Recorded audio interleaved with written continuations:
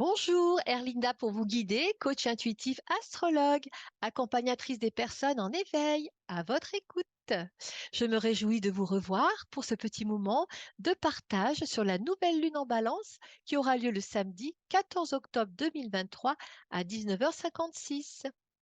Elle se produit au moment où la lune est en balance et qui est en conjonction avec le soleil, lui-même en balance, ce qui veut dire que la lune se situe dans le même signe du zodiaque que le soleil, en l'occurrence ici en balance.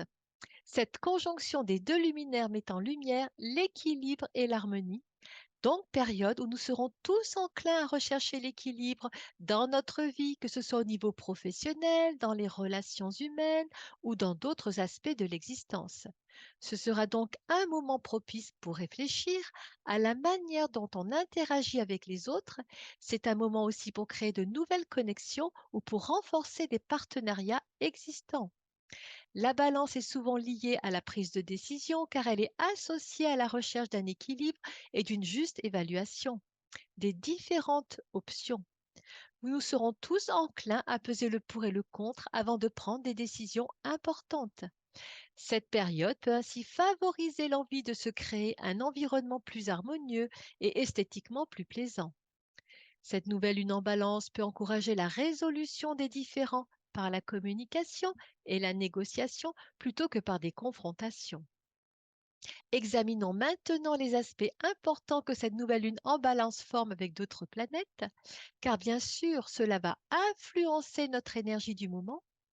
La nouvelle lune en balance est conjointe actuellement à Mercure et au nœud sud et à Mars, ce qui signifie une période propice à la communication équilibrée, à la résolution de schémas passés et à l'action déterminée pour créer un équilibre dans vos relations et dans votre vie en général.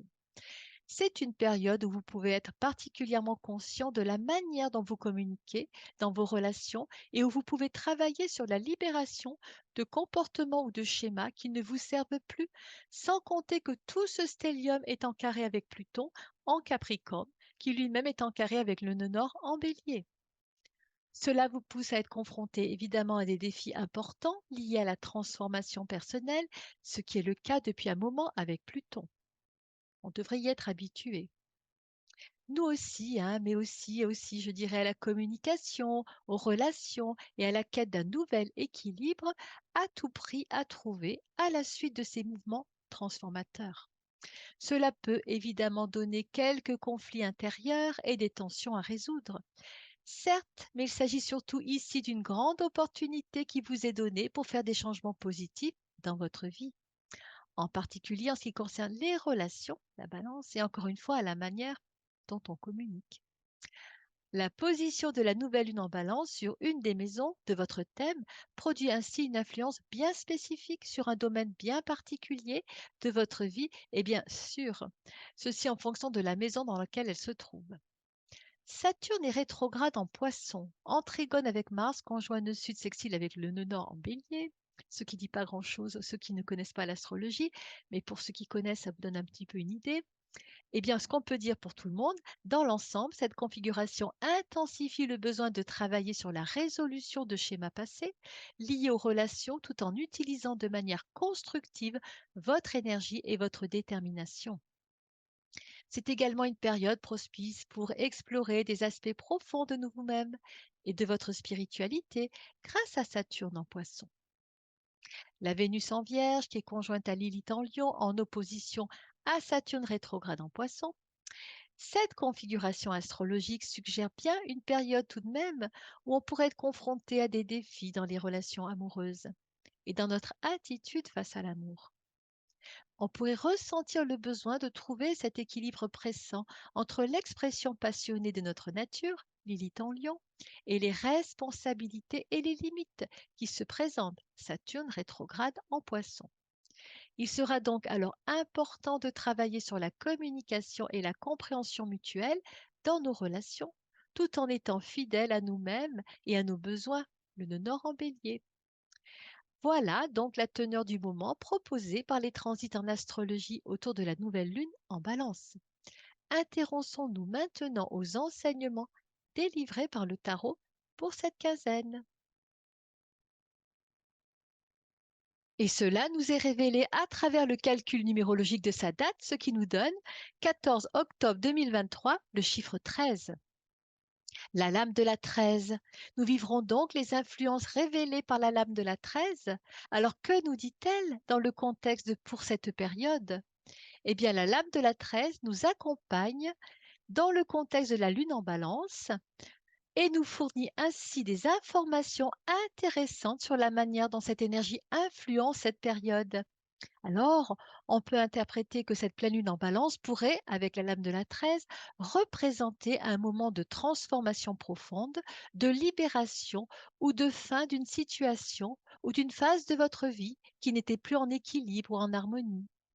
Cela peut être perçu comme une opportunité de laisser aller ce qui ne vous sert plus, de vous débarrasser de vos vieilles habitudes ou de schémas de pensée et de créer ainsi un nouvel espace pour de nouvelles énergies et de nouvelles opportunités. Alors, l'influence des énergies de la lame du mois d'octobre, elle correspond à la balance, donc à la planète Vénus, à la lame tempérance. Tempérance qui évoque l'équilibre, comme la balance. Cette carte est là pour équilibrer et harmoniser ce qui n'est pas dans l'ordre.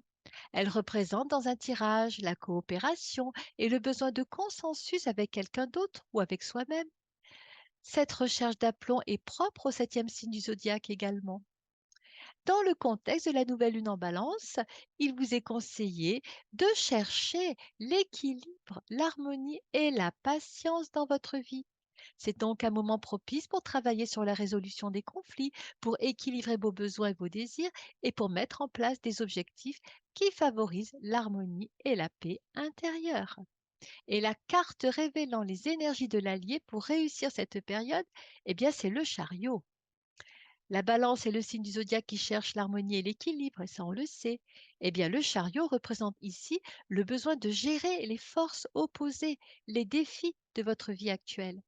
Il s'agira alors de trouver un compromis entre des besoins ou des désirs contradictoires pour avancer de manière équilibrée. La balance est également associée aux relations et à l'harmonie interpersonnelle, nous le savons bien. Eh bien, le chariot, lui, est associé à la maîtrise de soi et à la volonté. Il suggère donc que, même en période de nouvelle lune en balance, où l'accent est mis sur l'harmonie et l'équilibre émotionnel, il est important de maintenir sa détermination et sa force intérieure pour atteindre ses objectifs. Vous devez rester concentré et déterminé, même si vous êtes confronté à des émotions ou à des désirs contradictoires. Voilà pour cette fois-ci. Alors bien sûr, encore une fois, appliquons les conseils prodigués par ces deux outils d'évolution pour nous faciliter la vie. Alignons-nous sagement sur les flux de l'énergie lunaire du moment pour en tirer un maximum de bénéfices. J'espère que ce tirage vous a plu, qu'il va vous éclairer.